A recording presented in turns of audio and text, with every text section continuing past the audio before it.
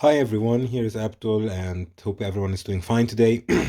So, as you all know, I upload the German video on Wednesdays and English videos on Fridays and Sundays.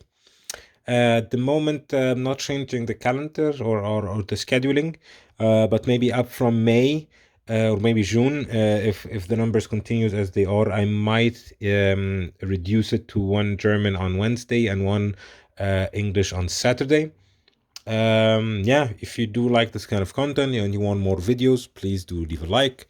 It does really help. Also subscribe, which also helps a lot. And coming back to today's video, we have an unboxing, but a watch I didn't buy, and not sponsored watch or anything like that. Mario from Big Top, if you watch my channel in the German videos or even in the English ones, he lent me some watches to review and to regulate afterwards. And these are the two newest watches that he would like to get regulated. So let me open it up like this.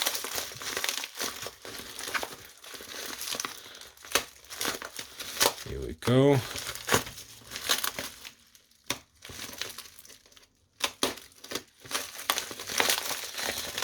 And here we go. So that's my Opinel knife.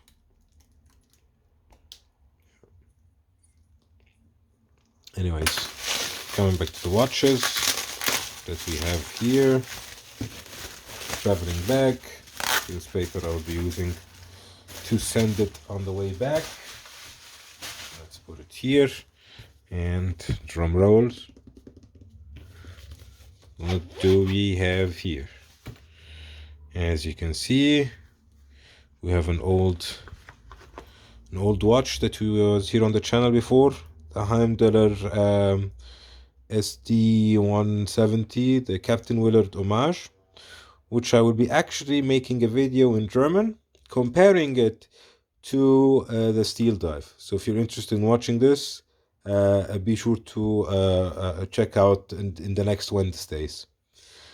And the watch that is new for me, it is the SKX Hommage from Heimdallr as well. As you can see, the plastic is still there, which I would use to open the case. So let me put the plastic on the side when we regulate the watch. So the first thing I learned from the interview of the watchmaker is never try to regulate the watch after you just wind it up. So what I will do is wind this watch up, wind this one also up, get the moving, get the movement working, and then maybe at night or even tomorrow, after I left the watch a little bit running, sorry, I will regulate it, because that's the best way to regulate it. So as you can see here, you have a ceramic bezel. You have this SKX famous loom design. You have also the misaligned bezel, as you can see. Yeah, it's misaligned. You have the text, you have the date. What you have more than the SKX is you have stopping seconds, you have hand winding, and you have a solid bracelet, Jubilee style bracelet. You have here milled clasp, which is always good to see. 3 micro adjustments.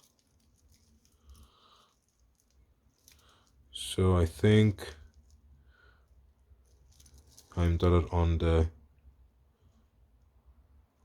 buckle, on the clasp. Screw down crown, the 4 o'clock. Let me get my my tools. So let's see here. So that's in diameter is 42. Lug to lug is 45 or 46, maybe 46 exactly. And thickness, wow, 13.5 thickness. Okay, 13.5. The bezel action is quite smooth, I have to say, but it has a lot of backplay. You can see that, yeah? That's not good. You can see here, this is also Heimdallr. This is the Captian Willard. And you can see that the crown is really hard to move. It's actually too hard to move. Like, I don't like it to be too hard, and I don't like it to be that smooth, to be honest. That's too smooth, and that's too hard. Maybe Heimdallr should find the middle position between too hard and too smooth. But if I had to choose between one, here you can see also. Now it's actually better. If I had to choose, I would choose the too hard.